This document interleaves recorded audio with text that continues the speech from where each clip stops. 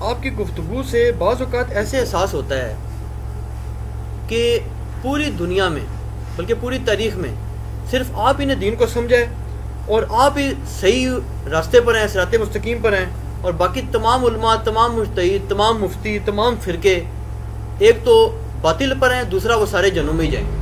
نعوذ باللہ من ذالک۔ یہ ایک لوگوں کا تاثر ابھرتا ہے۔ جی تاثر تو یہ آپ جس کو بھی سنیں یہی ابھرتا ہے۔ کیا یہ تاثر جو ہے وہ ڈاکٹر طاہر القادری صاحب جب کوئی ریسرچ کے اوپر کام کر رہے ہوتے ہیں ان کی باتوں سے نہیں جھلکتا؟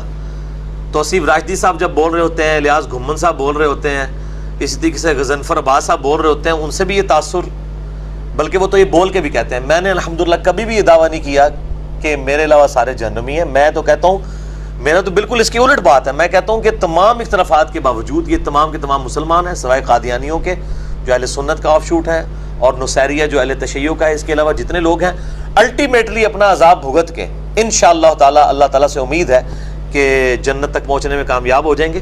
بہرحال یہ کہنا ہے کہ جی میں اپنے علاوہ دوستگی دیتا ہوں، کہتا ہوں کسی کو، الحمدللہ میں نے آج تک نہ کسی کو کافر کا ہے سوائے قادیانی اور نصیریہ کے، اور ان پہ بھی امت نے اتفاق کیا ہے، ہمیشہ اختلاف رائے کیا ہے، دوزخ کا فتویٰ کبھی کسی کے اوپر نہیں لگایا الحمدللہ۔ اور جس کا سب سے بڑا ثبوت یہ ہے کہ میں تمام مقاصد فکر کے اماموں کے پیچھے نماز پڑھتا ہوں۔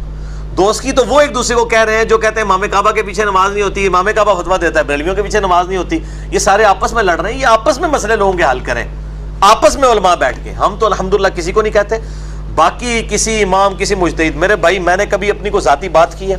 میں جب بھی بات کرتا ہوں میں کہتا ہوں قرآن حکیم میں لکھا ہوا ہے، صحیح بخاری میں لکھا ہے، صحیح مسلم میں، اماموں کی تو کوٹ کر کے ہم چل رہے ہوتے ہیں۔ ہم سارے اماموں کو رحمہ اللہ تعالیٰ کہتے ہیں، کبھی کسی امام کو گالی نہیں دیتے ہیں۔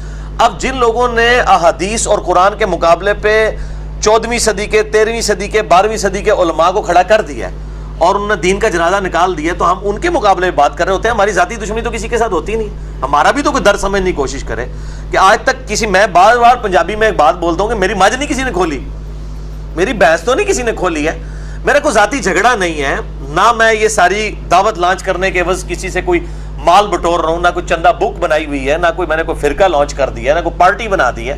ہم تو ہمیشہ یہ بات کرتے ہیں کہ یار اللہ کے بندو، جس جس فرقے میں آؤ اپنی اپنی کتابیں پڑھ لو، بریلوی اپنا ہی قرآن کا بخاری مسلم کا ترجمہ پڑھ لیں تو پتہ چل جائے گا ان کے ساتھ کیا دھوکہ کیا ہوا ہے۔ تو ہم کسی کو الحمدللہ دوستگی نہیں کہتے۔ یہ لیکچر اور مجھے پکڑنا تو بہت آسان ہے، باقی لوگوں کو تو پکڑنا مشکل ہے۔ جس بندے کی ہزاروں ویڈیوز نیٹ کے اوپر چڑھی ہوں، کہیں سے تو بات پکڑی جا سکتی ہے۔ ایک تو وہ چول ہے جو علماء کرتے ہیں، بیچ میں سے ایک ٹکڑا اٹھاتے ہیں جس کا سیاق و سباق کانٹیکسٹ کچھ اور ہوتا ہے، اور اپنا لقمہ جو ہے اس کے منہ میں ڈال دیتے ہیں۔ میں لوگوں کو دیکھ رہا ہوتا ہوں، بالکل میں نے اپوزٹ بات کی ہوتی ہے۔ یہ تو اسی طریقے سے قرآن میں لکھا ہے کہ حضرت عیسیٰ اللہ کے بیٹے ہیں، آپ بس اتنی بات اٹھا لیں۔ وہ لکھا ہوا ہے کہ عیسائیوں کا یہ کلیم ہے، اور وہ لوگ کفر کر رہے ہیں جو کہہ رہے ہیں کہ حضرت عیسیٰ اللہ کے بیٹے ہیں۔